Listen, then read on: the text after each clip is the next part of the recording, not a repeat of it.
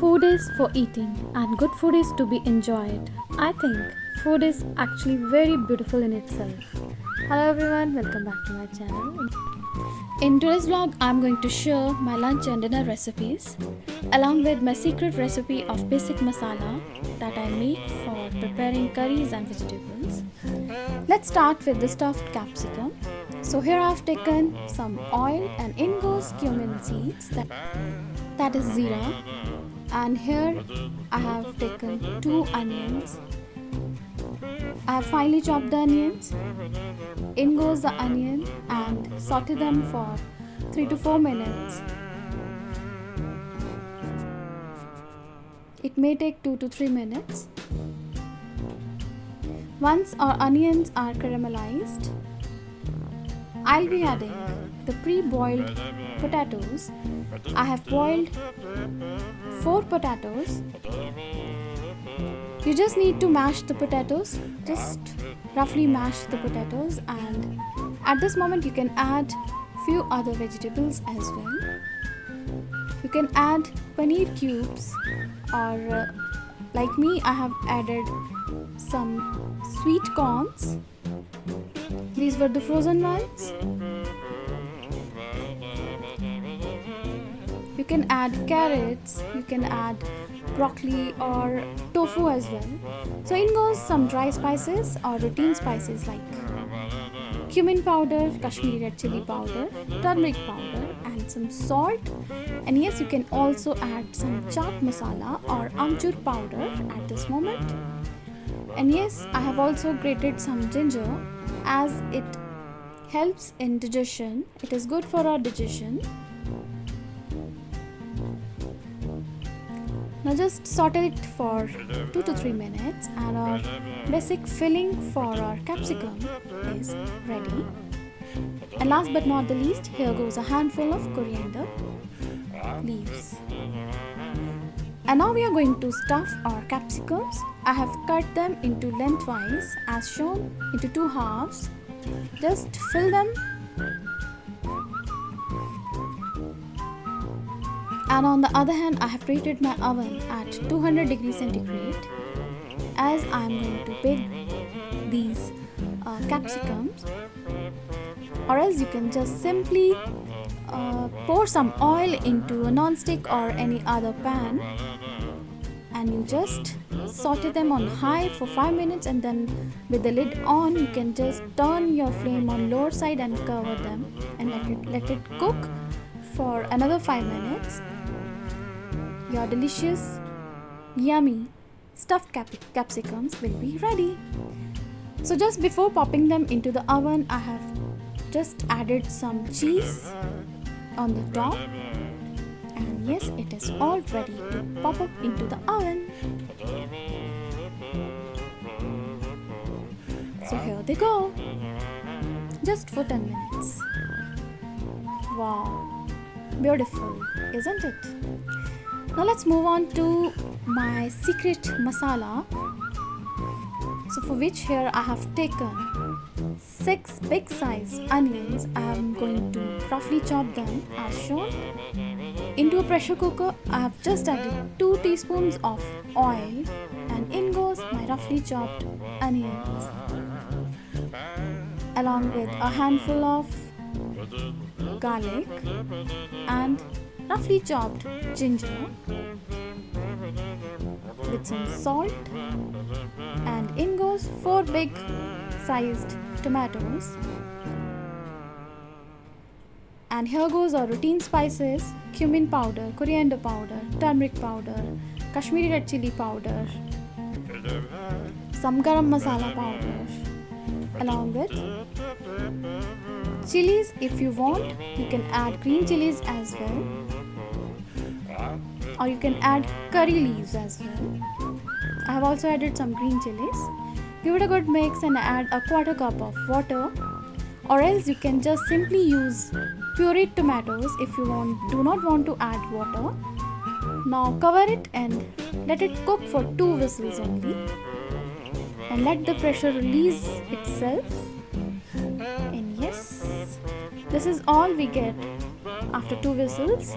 Give it a thorough mix and blend it with the help of a blender, and our basic masala for the curries like rajma, chana or few other veggies is ready.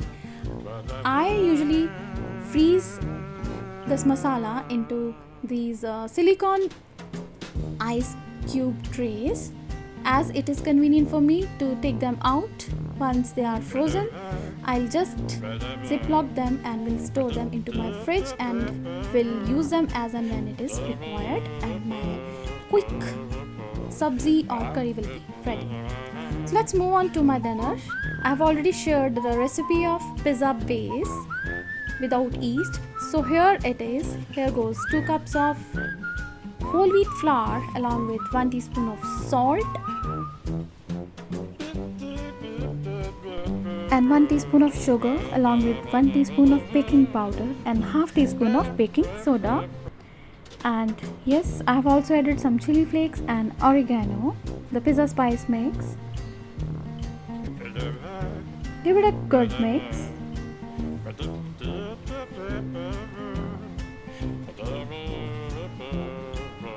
And in goes around 4 teaspoons of oil. Here I have used olive oil. Give it a thorough mix and add 1/3 cup of curd. The curd will react with a baking soda, which will eventually give us a pizza-like crust, and baking powder will give us that fluff. You can use your hands to knead the dough. If required, you can add 2 to 3 teaspoons of water. Just knead the dough as you make for your ordinary chapatis. The dough should neither be too soft or hard to handle. So my dough is ready and I'm going to rest it for around 10 to 15 minutes, and in the meantime I am going to prepare the pesto sauce for my pizza. I'm not using the market bought sauce, for which here I have taken half cup of basil leaves and 1 green chili, 2 garlic cloves and 1/4 cup of pumpkin seeds. I'll be using some olive oil to blend it into a sauce-like consistency. And yes, I have also added some salt to it, and my pesto sauce is ready. Now spread the dough into any shape. I have just made it into a rectangular shape. Prick it with the help of a fork and spread a thin layer of oil, or you can use melted butter instead of oil. This will make your pizza crust crunchy. Your pizza will not be soggy at all. And yes, you can also use 1+1, like 1 cup of whole wheat flour and 1 cup of maida, that is all-purpose flour, for this dough, but I have used 100% whole wheat flour, that is 2 cups of whole wheat flour.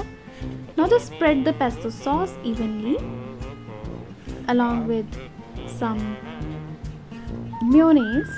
This will further enhance its taste, and if you don't want to add mayonnaise, it's entirely optional. Spread it evenly, and yes, I have preheated my oven at 200 degrees centigrade.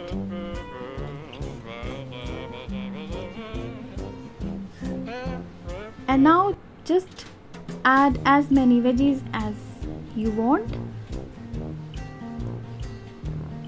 I just had capsicum and paneer at my hand, so I'm just adding some capsicum, diced capsicums, onions. You can add tomatoes as well, and if you have frozen corns, then you can add them as well. And in goes a handful of paneer.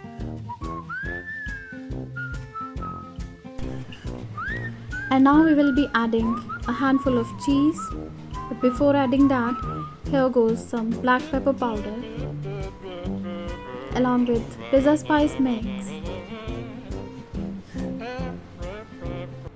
You can add salt if you want, but my sauce already contains salt, so I am not adding salt. And in goes enough cheese. I have used Dairy Craft cheese blend, diced cheese blend. mozzarella plus cheddar cheese blend. So just apply a generous amount of cheese on the top and we are good to go. And yes, pop up into the oven for around 10 to 15 minutes. And this was another one that I made. And believe me guys, this was super duper yum. Now let's move on to our drink, which is iced coffee, for which here I've taken 2 teaspoons of instant country beans hazelnut coffee flavor. They really come in many flavors. I also have blueberry flavor and caramel flavor and elaichi flavor as well. So here I've taken 2 teaspoons of instant coffee along with 6 teaspoons of sugar and 1/4 cup of boiling hot water. Give it a good mix so that all the sugar dissolves and there are no sugar granules at all. And yes, pour some crushed ice into the serving glasses into which you are going to serve this coffee. So add sufficient crushed ice, around half glass of ice, and in goes our concoction that we made out of coffee, sugar and hot water. You can top up with chilled water, with some chilled water and milk mixture, but here I am using only milk. So in goes chilled milk.